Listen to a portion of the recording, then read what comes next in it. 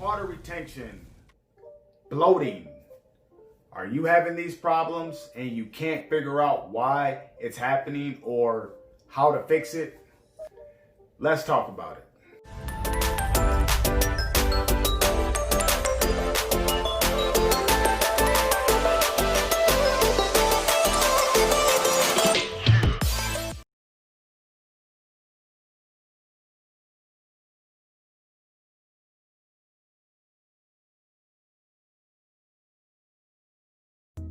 Hey guys, welcome back to the Fit Life Over 40 channel.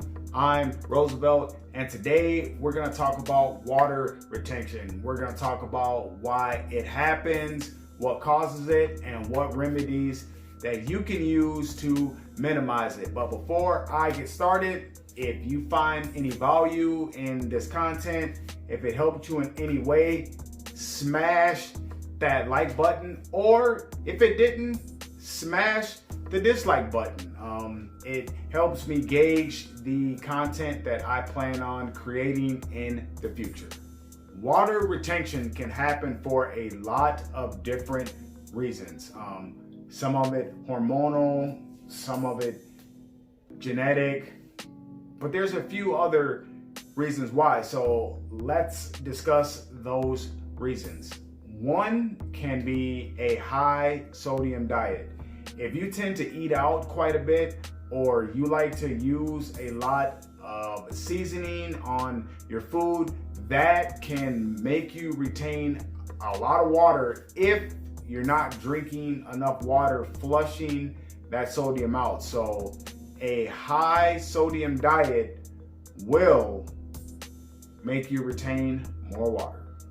The second thing is DOMS, which is delayed onset muscle soreness. If you work out and you break the muscle down through exercise, when those muscles are repairing, they will hold water. It's nothing to be worried about. Just make sure that you drink plenty of water, and once those muscles repair themselves with the right rest, water, and nutrition, that water will drain off. So the main part when that happens is to make sure that you drink plenty of water.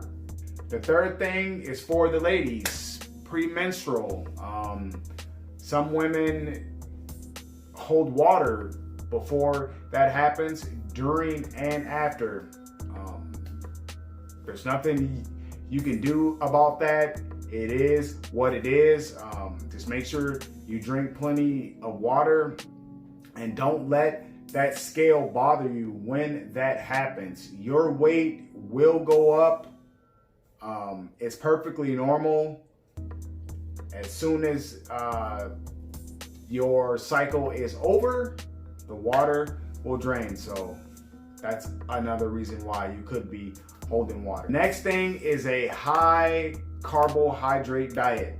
If you're on a lot of carbs, or let's say you were on 100 grams of carbohydrates for the last 5 days, and then on the 6th day was your cheat day and you went out and you had 700 grams of carbs, well, for every 1 gram of carb brings in 4 grams of water. So it's only natural that you will retain more water the day after you consumed a high carbohydrated meal, or even had a full-blown cheat day.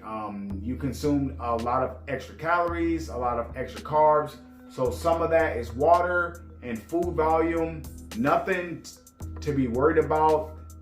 The best thing to do for that is to drink plenty of water and go back to your regular diet. That water will drain off over the next couple days and you'll be just fine. It's really hard to put on a lot of body fat in one day. For every 3,500 calories equals 1 pound, and that's not even 1 pound of fat. That's just 1 pound of weight. So the day after a high carbohydrate meal, just make sure you drink plenty of water and go back to your regular diet, and that water will drain off in a couple days. The next thing is not drinking enough water. It sounds weird. You would think, oh, drink more water. I hold more water. Couldn't be any further from the truth. If your body feels like it's not getting enough water, it will naturally retain water. Your body's primary thing is to survive. It doesn't care about anything else. If it feels like it's dehydrated and it's not getting enough water, it will start to hold on to water. So the best way to get rid of water weight is to drink plenty of water. The next thing is elevated estrogen levels in men and in female. For whatever reason, it can make you hold water. So high estrogen levels. So now let's get into some fixes, some remedies, some things that you can do as far as supplement and diet to minimize water retention. One is to add potassium and magnesium rich foods into your diet. What this does is it helps to balance out the sodium along with drinking plenty of water. So potassium, magnesium, and plenty of water. Another thing that you can do is follow a low salt diet.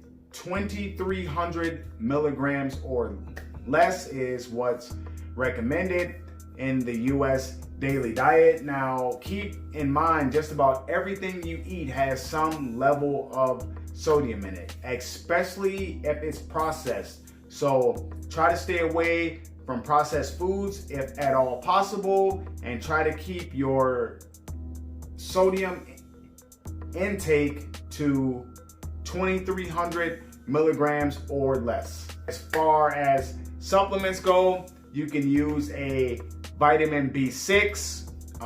That's a good one. Fun fact, it's also good to help with the pre-menstrual for women. So a vitamin B6 supplement. Another one is natural diuretics. Now with these, you have to be careful. I mean, use them if you're holding excessive water. Most of the time you can alleviate the water and get the water off with just drinking plenty of water, adding magnesium and potassium into your diet. But if you have to use diuretics, make sure that you're drinking plenty of water. They don't work otherwise. So though I don't recommend them, and besides in extreme cases, if you're going to use them, you should probably consult your physician. And if you're not going to do that, make sure that you drink plenty of water when using diuretics. Another supplement that you can use that's pretty safe is dandelion root. It's great for extracting water. So I do recommend using dandelion root as a supplement to help alleviate the water. If you're one of these people that where your feet get swollen and swollen ankles from retaining water, compression socks. Compression socks and keeping your feet elevated is great for this. By the socks compressing against your skin, it helps to keep water from accumulating in that area. So if you have swollen feet or swollen ankles, you may want to elevate your feet and use some sort of compression sock to help the water not accumulate in those areas, and still drink plenty of water. The final thing is the sauna, if you have one available, or a sauna suit. I did a sauna suit video not too long ago. I'll put a link in the description for that video. Sauna suits are great for taking off water pretty quickly. So is a traditional sauna. So if you're looking for a quick fix to get the water off temporarily, saunas and sauna suits are a great way to do that. It's not a permanent fix, it's a quick fix. So consider that. So with that all being said, guys, that's gonna be the video for today. I hope I was able to help you in some way. If you found the video to be helpful, smash that like button. If you haven't subscribed, please consider. You can follow me on Instagram at Harley Davidson or Nothing. You can follow me on Twitter at FitLifeOver40. I have a podcast that I'm slowly building. It's available on all platforms, and the name is Fit Life Over 40. So once again, I want to thank you guys for watching. Please like, share, comment, and subscribe, and I'll see you at the next video.